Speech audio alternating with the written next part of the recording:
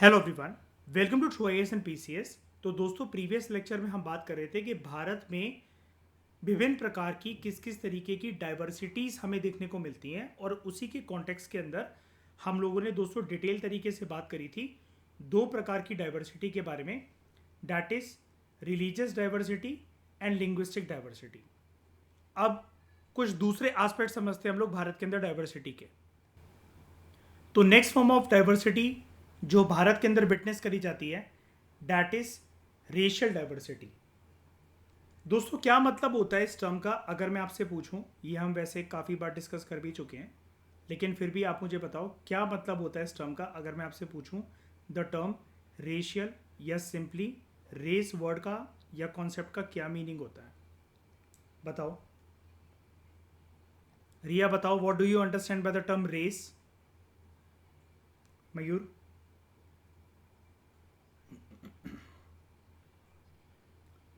Cast मत बोलो, caste एक अलग चीज होती है। Good good good, body skin colour वगैरह जो आप बोल रहे हो।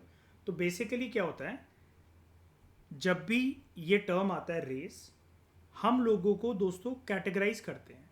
It is basically all about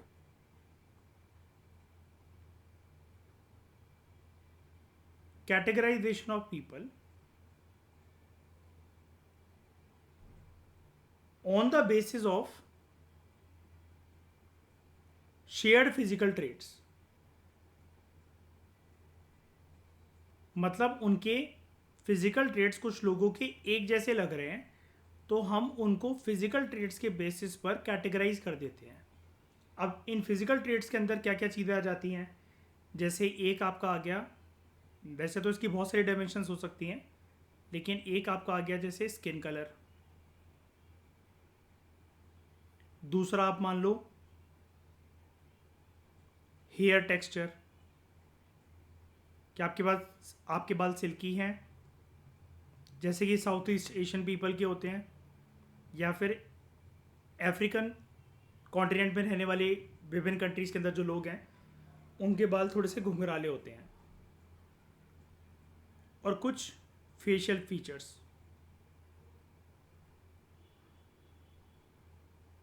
like किसी की आंखें छोटी हैं, किसी की बड़ी हैं, किसी के जो स्कल का सर का जो साइज़ है वो राउंडेड है, किसी का क्या है कि फेशियल फीचर्स जो हैं आंखें वगैरह वो थोड़ी सी बड़े साइज़ की लेकिन सर का साइज़ छोटा है।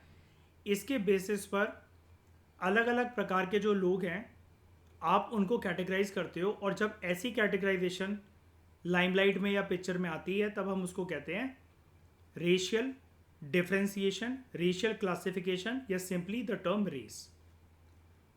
अब दोस्तों, जब ब्रिटिशर्स भारत के अंदर थे तो 1931 के अंदर एक सेंसस कंडक्ट करवाया गया था ब्रिटिशर्स के द्वारा, आज़ादी से पहले। उस सेंसस के अंदर भारत की जो रेशियल डाइवर्सिटी है उसको अलग अलग ग्रुप्स में क्लासिफाई करा गया था, कि भारत के अंदर विभिन्न प्रकार के विभिन्न रेसेस के लोग जो हैं वो पाए जाते हैं, जैसे Negrito, Negrito race, Proto Australoid race, फिर मोंगोलॉइड रेस, मेडिटेरेनियन रेस।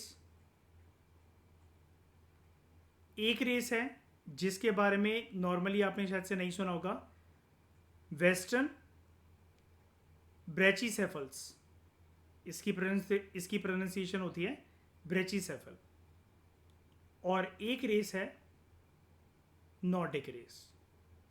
ये अलग अलग कैटेगराइजेशन है लोगों की on the basis of shared physical traits. उसके बेसिस पर दुनिया के विभिन्न कोनों के अंदर जो अलग अलग प्रकार के जो लोग मिलते हैं जिनके physical traits like skin colour, hair texture या फेशियल फीचर्स, हो सकता है कि अमेरिकन कॉन्टिनेंट की तरह कुछ लोगों के अफ्रीकन कॉन्टिनेंट में भी सिमिलर हो, कुछ लोगों के एशियन कॉन्टिनेंट में सिमिलर हो, यूरोपियन कॉन्टिनेंट के अंदर सिमिलर हो, ऑस्ट्रेलिया एज अ कॉन्टिनेंट के अंदर सिमिलर हो। तो ऐसे बेसिस पर, सिमिलैरिटी के बेसिस पर हम लोगों को कैटेगराइज करते हैं।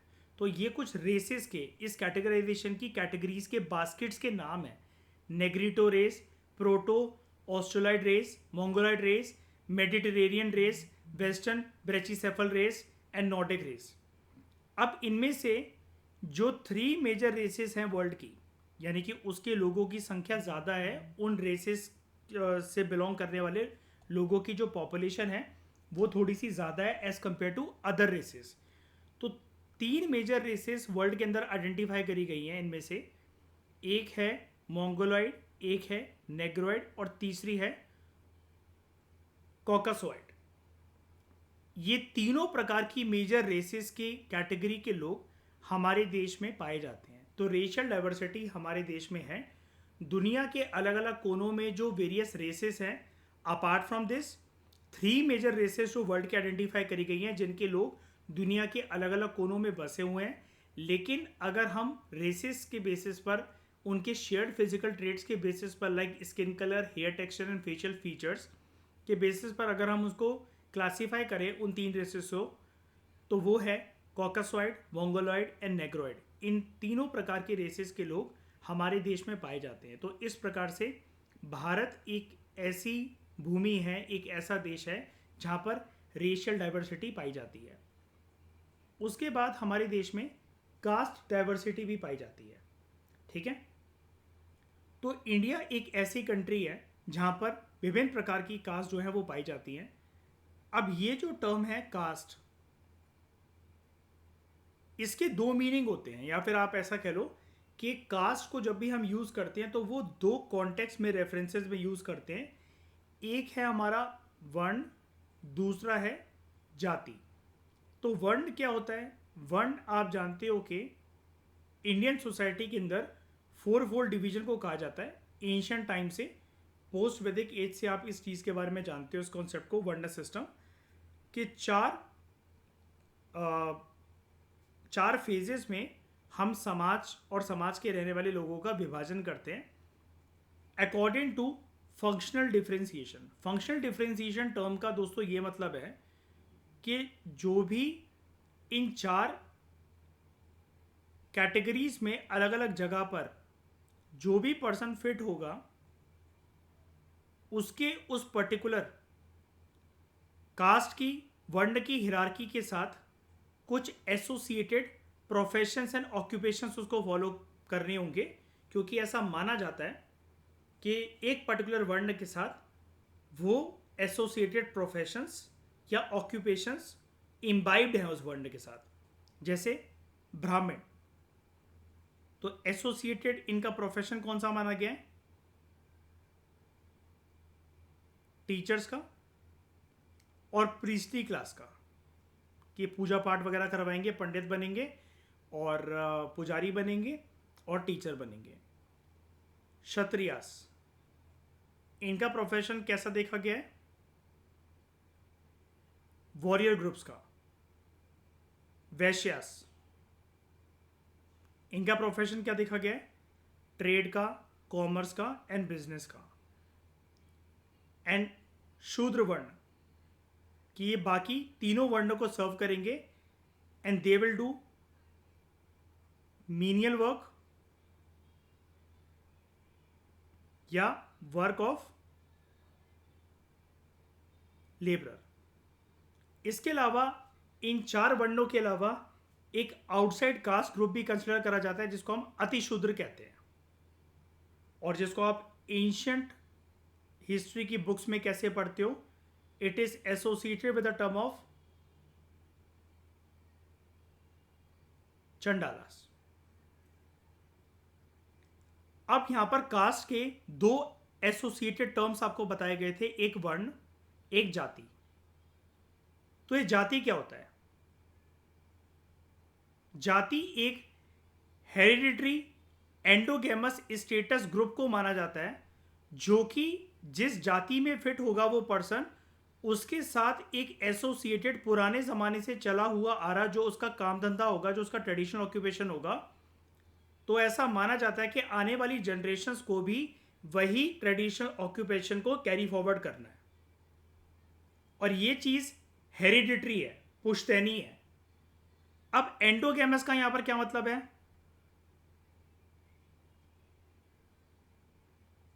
एंडोगेमस का मतलब दोस्तों होता है, द वर्ड एंडोगेमी या एंडोगेमस का मतलब ये होता है कि जब आप मैरी करते हो, शादी करते हो, when you marry within a specific group,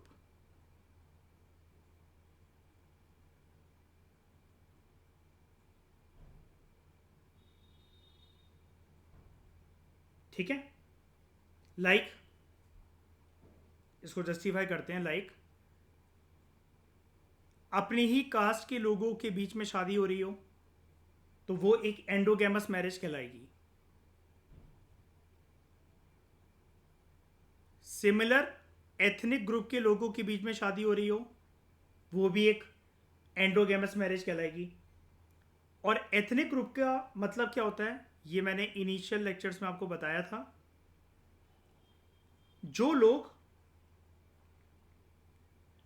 जो भी कोई लोग हैं,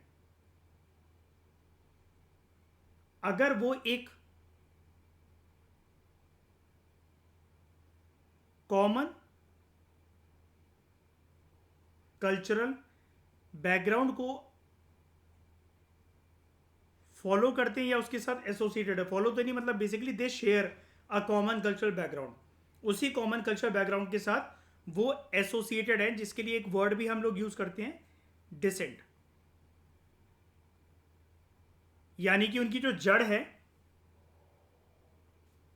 जो उनका बैकग्राउंड है with respect to their culture, वो एक ही जड़ से डिराइव होता है।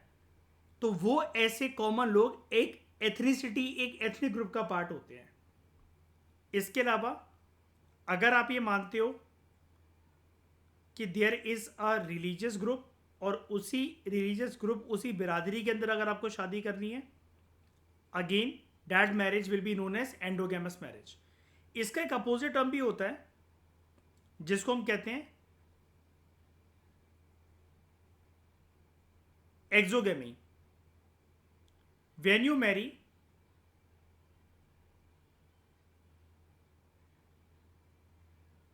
आउटसाइड योर ओन ग्रुप, जब आप अपनी बिरादरी से या दूसरी जाति में, दूसरे कास्ट में जब आप शादी करते हो तो उसको बोला जाता है एक्सोगेमी मैरिज। तो जाति एक हेरिडिटरी, एक पुश्तैनी एंडोगेमस स्टेटस होता है। यानी कि अगर एक जाति के साथ एसोसिएटेड जो लोग हैं तो हेरिडिटरी तौर पर उनके ग्रुप के लोग आपस में अपनी ही बिरादरी में, अपनी ही कास्ट में, अपनी ही एथनिक ग्रुप में या अपने ही रिलीजियस ग्रुप में शादी करी है उन लोगों ने। तो ये एक स्टेटस ग्रुप है, क्योंकि जाति जो है वो एक स्टेटस के साथ इसलिए एसोसिएटेड है बिकॉज यहां पर वर्ड आ गया हेरिडिटरी। तो हेरिडिटरी का मतलब यहां पर क्या हुआ, जनरेशन बाय जनरेशन। तो जनरेशन बाय जनरेशन जब एक जाति के जो लोग हैं वो आपस में शादी कर कर अपना परिवार आगे बढ़ाते हैं। मैं ये नहीं कह रहा कि एक ही घर परिवार में या क्लोज कजिन्स में यहां पर शादी होती है, बिल्कुल भी नहीं। एक जाति के लोग अपनी ही कास्ट, अपनी ही रिलीजियस ग्रुप या एथनिक ग्रुप के अंदर शादी करते हैं तो उनका जो स्टेटस ग्रुप है वो सिमिलर लेवल का हो जाता है with respect to when they practise a specific traditional occupation. अब भारत के अंदर जातियों का नंबर बताना थोड़ा सा मुश्किल काम है because there are more than 3000 जातीज। और दूसरी दिक्कत यह है there is no one all India system of ranking them in order and status.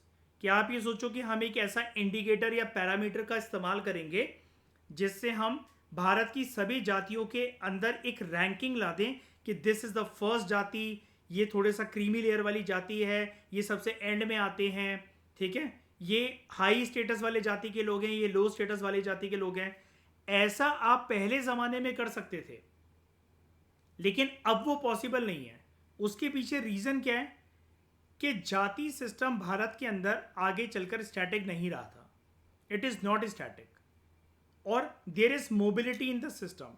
कहने का मतलब यह है, अगर मैं आपको इसको सिंपल तरीके से बताऊं, जैसे एक पर्टिकुलर जाति के लोगों का जो प्रोफेशन है वो है नाउ का प्रोफेशन, जिसको आप जानते हो कि पुराने ज़माने के अंदर, बहुत पुराने समय की बात है, भारत के अंदर शादियां, अरेंज मैरिज जब शुरू हुई थी अरेंज मैरिज में भी क्या होता है कि आपको लगता है कि आपके मम्मी पापा आपके लिए एक लड़की देख रहे हैं, एक लड़का देख रहे हैं, सिमिलरली सामने वाले के मम्मी पापा देख रहे हैं, आपने प्रेजेंट नहीं करा है अपने बंदे या बंदी को मम्मी पापा के सामने, तो वो है एक अरेंज मैरिज जहां पर घर वाले आपस में बात करके फिर लड़के लड़की को मिलवाते हैं। लेकिन उससे भी पहले भारत के अंदर जो नाऊ होता था, नाऊ कौन, बार्बर, एक गांव का जो बार्बर होता था, जो बाल काटने वाला इंसान होता था जिसको हम नाऊ कहते हैं, वो जाकर शादी तय कराता था। एंड आप यकीन नहीं मानोगे शायद से कि जब वरमाला डलती है, जब आप गले में अपने स्पाउस के माला डालने लगते हो, लड़की लड़के को माला पहना रही है और लड़का लड़की को माला पहना रहा है, उस टाइम पर पहली बार पूरा सब कुछ तय हो जाने के बाद लड़के और लड़की के घर वाले और दूल्हा दुल्हन एक दूसरे को देखते थे। तो ये रेपुटेशन थी एक टाइम पर नाउ की, बार्बर की। तो बार्बर एज अ प्रोफेशन कभी कभार कुछ कुछ जातीज के साथ एसोसिएटेड रहा है। सिमिलरली एक प्रोमिनेंट जाति के साथ एसोसिएटेड प्रोफेशन जो आप जानते हैं वो है पॉटर्स का। ठीक है, एक और प्रोफेशन की अगर हम लोग बात करें, वॉशरमैन। तो यानी कि कुछ जातीज ऐसी हैं जिनके साथ एसोसिएटेड जो प्रोफेशंस हैं, जो ऑक्यूपेशन है, वो पुश्तैनी माने जाते हैं कि इस जाति के लोग जो हैं वो नाऊ होते हैं, इस जाति के लोग जो हैं वो मटके बनाते हैं, इस जाति के लोग जो होते हैं वो धोबी होते हैं। अब हुआ क्या, आगे चलकर जब इनका शोषण होना शुरू हुआ, जब एक तरीके से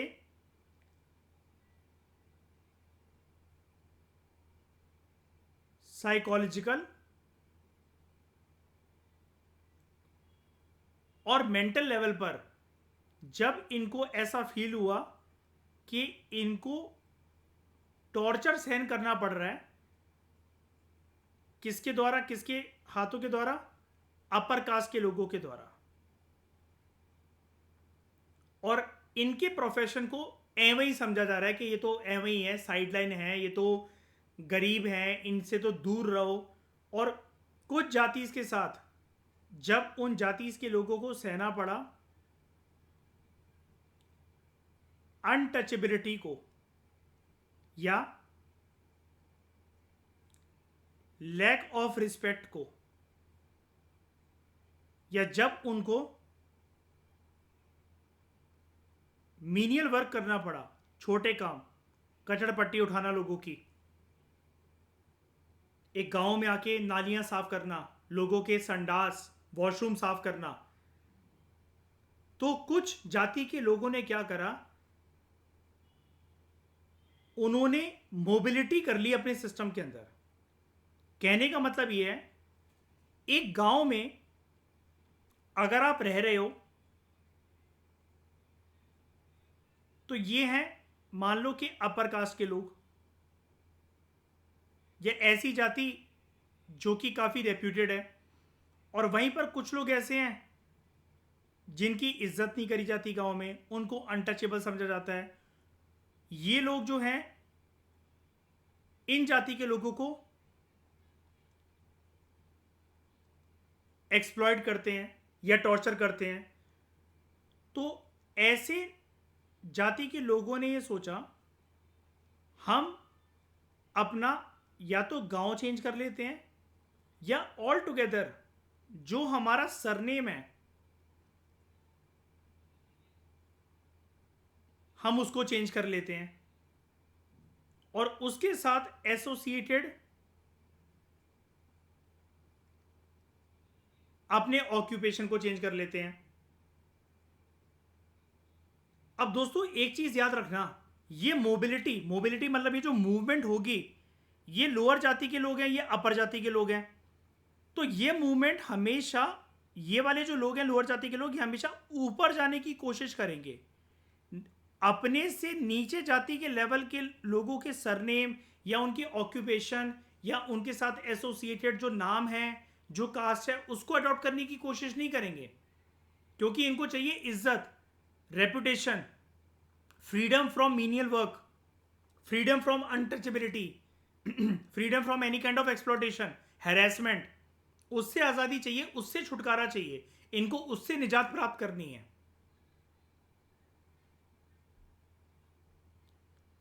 जब ऐसी मोबिलिटी, अपवर्ड मोबिलिटी होने लगी जातीस के बीच में, तो हमारे लिए, यानी कि सोशियोलॉजिस्ट के लिए या फिर ब्रिटिशर्स के टाइम पर या आज़ादी के बाद जो भी जाति सिस्टम को स्टडी करना चाहते थे, नंबर्स में तो जाति 3000 से ज़्यादा, चलो इसका तो एक हम नंबर या आंकड़ा पता भी लगा लेंगे, लेकिन उसका ऑर्डर और स्टेटस पता लगाना कि ये जैसे वर्ण सिस्टम के अंदर सिंपल 4 वर्ण है, तो हमें पता है कि ऑर्डर स्टेटस वो आज भी वैसा ही है जो वर्ण सिस्टम को मानता होगा।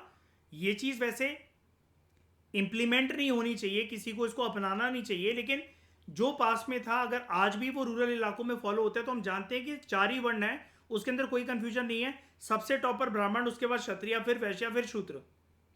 लेकिन जाति जो है वो एक प्रकार से सब कास्ट है, वो एक सब कास्ट है जिनकी संख्या भारत के अंदर 3000 से भी ज्यादा है। उसको ऑर्डर देना, रैंकिंग देना, स्टेटस उसके साथ एसोसिएट करना ये इजी नहीं है, क्योंकि स्टैटिक चीज नहीं रही है। जिन जातीज के लोगों को ये लगा कि हमारे साथ एक्सप्लोटेशन हो रही है, हमें अनटचेबिलिटी के अंदर जबरदस्ती, अनटचेबिलिटी एज अ प्रैक्टिस का शिकार बनाया जा रहा है जबरदस्ती, हमें कोई इज्जत नहीं देता, हमें मीनियल काम करने पड़ते हैं, तो उन्होंने अपनी पोजीशन धीरे धीरे करके चेंज कर ली। मान लो कि किसी एक गांव में, अगेन सेम एग्जांपल लेकिन दूसरे कॉन्टेक्स्ट में, किसी एक गांव में किसी एक पर्सन का सरनेम है कुमार, और उस गांव के जो अपर जाति के जो लोग हैं वो कुमार सरनेम वाले लोगों का शोषण करते हैं, क्योंकि उनका यह मानना है कि ये एक प्रकार से हम इनको शूद्र जैसा ट्रीटमेंट देंगे, ये मीनियल काम करने के लिए बने हुए हैं, लोगों की कचरा पट्टी उठाएंगे, गांव में आके लोगों के टॉयलेट साफ करेंगे, नालियाँ साफ करेंगे। तो कल को इस फ्रस्ट्रेशन से बचने के लिए कुमार लोग क्या करेंगे, वो एक अपवर्ड मोबिलिटी अपनाएंगे, and they may change their surname after changing their village to Sharma, Mishra, Shukla या दुबे। इससे क्या होगा, जब ये दूसरे गांव जाएंगे, अब ये मैं गांव चेंज करने की बात क्यों कर रहा हूं, क्योंकि इस गांव के सारे लोग तो जानते हैं ना। आप कल को अगर अपने आप से मान लो कि आपको गांव वाले शूद्र का स्टेटस देते हैं, आप कल को अपने आप से सुबह उठते ही ब्राह्मण बोलने लगो, वो गांव वाले नहीं मानेंगे ना, आपको और ज्यादा टॉर्चर सहन करना पड़ेगा, और आपको ऐसा माना जाएगा कि आप सोसाइटी के नॉर्म्स तोड़ रहे हो, और वहां पर आपका बहिष्कार कर दिया जाएगा, आपको हो सकता है गांव निकाला दे दिया जाए। तो आप क्या करोगे, या तो शहर आओगे या दूसरे गांव जाओगे, और वहां पर आप ऑल टुगेदर, कहने का मतलब यह 100 बात की एक बात, आप ऑल टुगेदर एक न्यू आइडेंटिटी अपना रहे हो, जहां पर you are leaving your old jati और उसके साथ एसोसिएटेड जो भी टैग थे, जो ऑक्यूपेशन थे, जो प्रोफेशन था, वो भी मिट्टी में मिल जाएंगे, and you are adopting new jati, जिसके साथ आपको एसोसिएटेड न्यू सरनेम वगैरह तो मिलेगा ही, लेकिन उसके साथ जो स्टेटस है आपका, जो रिस्पेक्ट है, जो सोशल लैडर, सोशल हिरार्की में सामाजिक तौर पर जो आपका वर्चस्व है, वो भी बढ़ जाएगा। बिकॉज ये सेम पर्सन जिसके गांव के अंदर अपने सरनेम की वजह से इस कुमार फैमिली की इज्जत नहीं करी जाती थी, लेकिन वहीं पर दूसरे गांव में जाकर जब इन्होंने एक ऐसा टाइटल अपना लिया अपने नाम के साथ, that we are Sharma, Mishra, Shukla and Dubey, तो इससे क्या हुआ, दे आर appeared as, या they are trying to make their identity appear as कि दे आर पार्ट ऑफ ब्राह्मण वर्ण। और अगर इनके सरनेम ये हैं तो ये फिर लोअर जाति के लोग नहीं हो सकते हैं, फिर इनसे कोई मीनियल काम नहीं करवाएगा। अरे नहीं नहीं, आप तो ब्राह्मण आदमी हैं, आप कैसे नालियां साफ कर सकते हैं, आप तो सोच भी कैसे सकते हैं इस चीज के बारे में, ऐसा ट्रीटमेंट इनको मिलेगा। तो इंसान करता है क्यों ये वाला काम, क्योंकि हर कोई प्यार का भूखा है, हर कोई इज्जत का भूखा होता है। और इस अपवर्ड मोबिलिटी को, आ गया ना ये देखो, ये टर्म अपवर्ड मोबिलिटी, ऊपर की तरफ ही जाएगा इंसान। ये कुमार कोई ऐसा, या इसकी जो फैमिली के लोग हैं, कोई ऐसा सरनेम अडॉप्ट नहीं करेंगे कि जिससे इनकी पोजीशन और गिर जाए नए गांव में जाकर या सेम गांव में। ये हमेशा अपने आप को सोशल लैडर पर बढ़ाएंगे, तो वो मोबिलिटी हमेशा अपवर्ड होती है, डाउनवर्ड नहीं है। डाउनवर्ड अगर कोई कर रहा है तो उसका दिमाग खराब है। तो इस अपवर्ड मोबिलिटी को, मयूर याद है हमने क्लास 12th की सोशियोलॉजी की एनसीईआरटी में पढ़ा था इस चीज को, संस्कृताइजेशन कहते हैं। और इस कॉन्सेप्ट को एम श्रीनिवास ने प्रपोज करा था। And Riya, this concept of Sanskritisation is very important from the perspective of sociology optional. आपका सोशियोलॉजी है ना ऑप्शनल, तो वहां पर आपने इसके बारे में सुना भी होगा शायद से।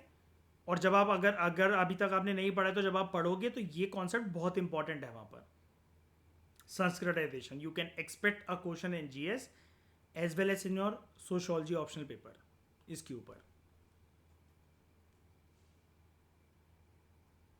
उसके बाद हमें एक डाइवर्सिटी भारत के अंदर देखने को मिलती है, दैट इज कल्चरल डाइवर्सिटी। पहले मेरे को ये बताओ, कास्ट डाइवर्सिटी के बारे में आप दोनों को बातें क्लियर हुई सारी की सारी? रिया, मयूर, कोई भी डाउट है तो पूछ लो, अभी आगे बढ़ूं मैं? ठीक है। कल्चरल डाइवर्सिटी, कल्चरल पैटर्न्स जो हैं वो एक प्रकार से रीजनल वेरिएशंस को शो करते हैं। ये सिंपल है समझना।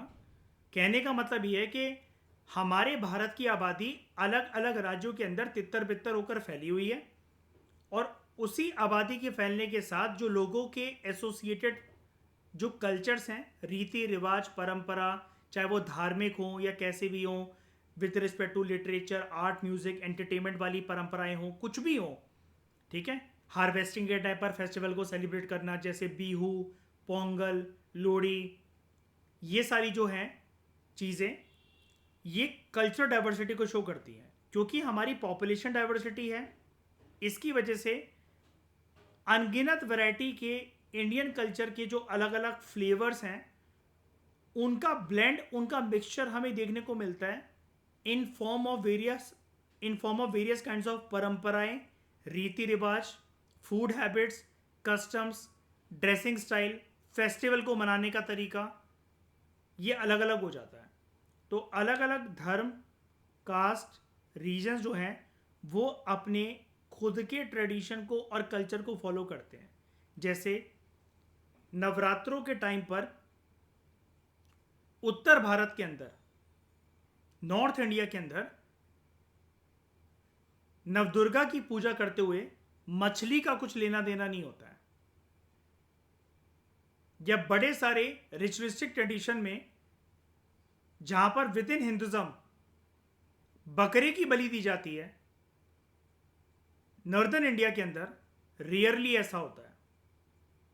लेकिन सेम नवरात्रों के फेस्टिवल में या दूसरे रिचुअलिस्टिक ट्रेडिशन में विद इन हिंदुज्म में बात कर रहा हूं, वहां पर मछली का उपयोग होता है पश्चिम बंगाल के अंदर। और असम वगैरह में जैसे कामाख्या देवी का जो टेम्पल है, वहां पर बलि भी दी जाती है जानवरों की within Hinduism. I am not talking about Islam. तो यहां पर सेम रिलीजन को लेकर अगर लोगों के स्टेट्स और ज्योग्राफी बदलती है, तो सेम रिलीजन के लोग, दो अलग अलग राज्यों में रहने वाले लोग, भले वो एक ही रिलीजन के पार्ट हों, एक ही फेस्टिवल को, एक ही कल्चर को, एक ही पूजा को वो सेलिब्रेट कर रहे हों, लेकिन उनके अपने खुद के ट्रेडिशन, कस्टम्स के रूल्स एंड रेगुलेशंस चलते हैं। Thus there is a variation in art, architecture, dance forms, theatre forms and music in different parts and different states of India। ठीक है। और उसके बाद एक सिंपल प्रकार की डाइवर्सिटी जो हमें देखने को मिलती है वो है जोग्राफिकल डाइवर्सिटी। हालांकि इंडियन सोसाइटी के अंदर इन्होंने ऐसा लिख दिया है क्योंकि टॉपिक ऐसा था ये कि अलग अलग प्रकार की डाइवर्सिटी कैसी है, लेकिन इंडियन सोसाइटी के अंदर इस जोग्राफिकल डाइवर्सिटी का एज सच कोई मतलब नहीं है जब तक हम लोगों के कॉन्टेक्स्ट में यहाँ पर बात ना करें। लेकिन फिर भी हम, क्योंकि यहाँ पर इस टॉपिक के अंदर मेन हेडिंग हमारी ये थी कि अलग अलग प्रकार की डाइवर्सिटी कौन कौन सी हैं, तो बाकी सारे पॉइंट तो कहीं ना कहीं सोसाइटी के साथ एसोसिएटेड थे, लेकिन ये वाला पॉइंट प्रॉपर तरीके से भूगोल के साथ एसोसिएटेड है, ज्योग्राफी के साथ एसोसिएटेड है, फिजिकल ज्योग्राफी की यहाँ पर प्रॉपर तरीके से बात हो रही है। भारत का एरिया जो कि 3.28 मिलियन स्क्वायर किलोमीटर का है, सारा इलाका मिलाकर, north to south, east to west, तो इंडिया एक ऐसी वास्ट कंट्री है जहाँ पर आपको बहुत अलग अलग प्रकार के फिजिकल फीचर्स देखने को मिलते हैं, like dry deserts, evergreen forest, lofty mountains. Lofty का मतलब होता है बहुत ऊंचे, हाई या जिसको वेरी हाई कहते हो, पेरिनियल सदाबहार बहने वाली नदियां, नॉन पेरिनियल रिवर्स जो कि सिर्फ बारिश के दिनों में जिनके अंदर पानी आएगा उसके बाद वो सूख जाएंगी, लंबे लंबे जो कोस्ट हैं, जो तट हैं, समुद्री तट हैं वो, और फर्टाइल प्लेन्स। तो इस प्रकार की फिजिकल ज्योग्राफी के कॉन्टेक्स्ट के अंदर ज्योग्राफिकल डाइवर्सिटी भी भारत के अंदर देखने को मिलती है। और जब ये अलग अलग एरियाज में ये ज्योग्राफिकल फीचर्स देखने को मिलते हैं तो इनके साथ एसोसिएटेड जो क्लाइमेटिक कंडीशंस हैं उसके साथ फिर इंडियन सोसाइटी के फीचर्स का एंगल ऑटोमेटिकली आ जाता है। जैसे किसी एक जगह पर किसी एक क्रॉप को लेकर हार्वेस्ट जो है फसल की कटाई जब चल रही है तो हार्वेस्टिंग फेस्टिवल को सेलिब्रेट करा जा रहा है। तो हार्वेस्टिंग फेस्टिवल की डेट हमारे देश में सभी क्रॉप को लेकर सभी स्टेट में सेम डेट नहीं होती है ना। जैसे पंजाब के अंदर लोहड़ी मनाई जाएगी, असम के अंदर बिहू मनाया जाएगा, तमिलनाडु के अंदर पोंगल मनाया जाएगा। ये सभी हार्वेस्टिंग फेस्टिवल हैं, लेकिन इनके सबकी परंपराएं और सेलिब्रेट करने का तरीका सबका अलग अलग है। ठीक है, तो in addition to these features of या these forms of diversity, Bharat के अंदर और भी प्रकार के डाइवर्सिटी के एंगल्स आपको देखने को मिलते हैं, लाइक सेटलमेंट पैटर्न की बेसिस पर, कि आप अगर अलग अलग जगह में अलग अलग राज्यों में और उन राज्यों के साथ एसोसिएटेड जो अलग अलग जोग्राफिकल फीचर्स हैं, लाइक आप प्लेन रीजन्स में रहते हो क्या, पहाड़ों पे रहते हो क्या, नदियों के किनारे कोस्टल रीजन्स में आपका घर है क्या, इसके बेसिस पर अलग अलग प्रकार की कम्युनिटी सेटलमेंट्स भी हमें देखने को मिलती हैं। जैसे ट्राइबलों का रहना जनरली जंगलों के आसपास, फिर कुछ रूरल इलाके जो विलेज इकोनॉमी को संबोधित करते हैं, और कुछ अर्बन इलाके जहाँ पे लोगों का रहन सहन अलग है।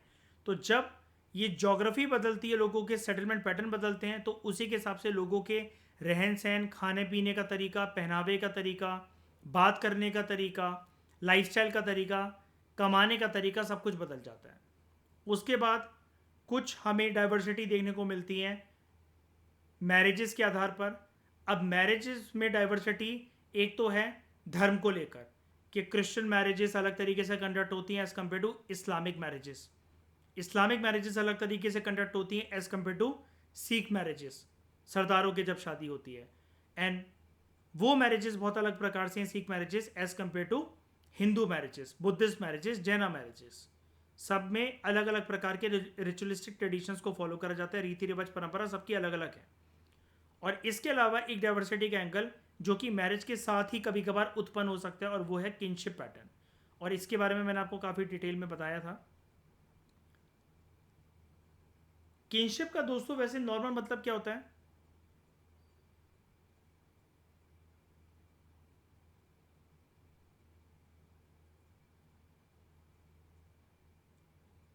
इसका मतलब होता है रिश्तेदारी,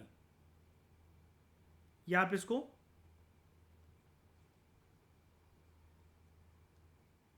नातेदारी भी कह सकते हो, और सिंपल भाषा में आप इसको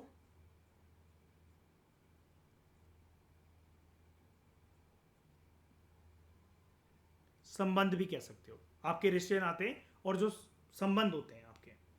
तो किनशिप एक ऐसे रिलेशनशिप को दिखाता है लोगों के बीच में जो कि रिलेटेड होते हैं आपस में कहीं ना कहीं with respect to blood. Not only blood, मतलब और भी एंगल है, मैं पहला आस्पेक्ट आपको बता रहा हूं कि ये रिश्ते आपके बनते हैं या तो ब्लड के बेसिस पर, और जो ब्लड के बेसिस पर रिश्ते बनते हैं, हमने शुरू में एक टर्म यूज करा था इंडियन सोसाइटी की डिस्कशन में, उन रिश्तों को हम लोग कहते हैं इंग्लिश में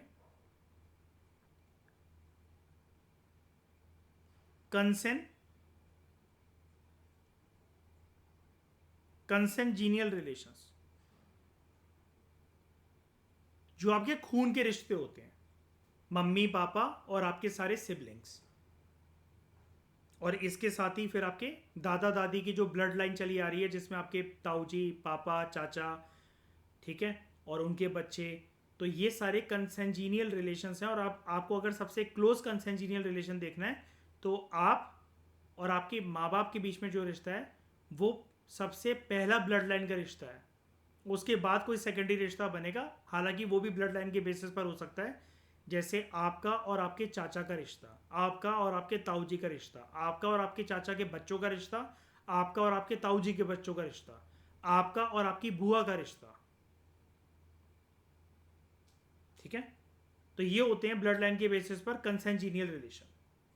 फिर कुछ किनशिप वाले डेफिनेशन के अंदर जो आपके रिश्ते नाते होते हैं, एक तो ब्लड के बेसिस पर हो गए, फिर एक हमारे रिश्ते नाते बनते हैं वो भी किनशिप का पार्ट होते हैं, लेकिन they are not on the basis of blood, marriage के बेसिस पर। और ऐसे रिश्तों को हम कहते हैं, ये भी टर्म मैंने आपको बताया था, एफिनल किनशिप, कि अभी तक आपको पैदा करने वाले ही आपके मम्मी पापा थे, लेकिन शादी के बाद आपकी बीवी, आपके पति के मम्मी पापा भी आपके मम्मी पापा हैं। अभी तक आपकी एक बहन थी, एक भाई था, और तीसरे आप थे। अब आपके जो स्पाउस है उसके भाई बहन भी एक प्रकार से आपके भाई बहन हुए।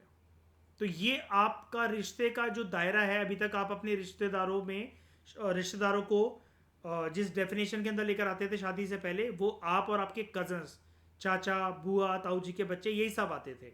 मैरिज के बाद ये एफिनल किनशिप इसलिए कहलाता है because you are affiliating with other people जिनको आप अभी तक नहीं जानते थे, लेकिन शादी के बाद वो आपके रिश्ते बन गए, राइट। और फिर इसके अंदर एक तीसरा एंगल आप ये भी लेकर आ सकते हो। मयूर अपना माइक म्यूट करो। एडॉप्शन, अगर आपने किसी को गोद लिया है तो, क्योंकि वो रिश्ता भी भले ही नाम के बेसिस पर, वहां पर कोई शादी के बेसिस पर अडॉप्ट किसी ने किसी को नहीं करा, खून का ये रिश्ता नहीं है, आपने सिंपली किसी को अडॉप्ट करा, आपने किसी को गोद लिया, वो भी एक किनशिप ही कहलाएगा। तो किनशिप पैटर्न्स के बेसिस पर भी डाइवर्सिटीज हैं हमारे देश के अंदर, along with religious and regional lines. और जिसके बारे में रिलीजियस और रीजनल लाइंस का एंगल तो हम ऊपर ऑलरेडी पढ़ ही चुके हैं, प्रीवियस लेक्चर हमने इसी के ऊपर बनाया था। और इसी प्रकार से और भी प्रकार की छोटे छोटे एंगल, छोटे छोटे माइक्रो एस्पेक्ट्स के अंदर हमें डाइवर्सिटीज देखने को मिलती हैं भारत के अंदर।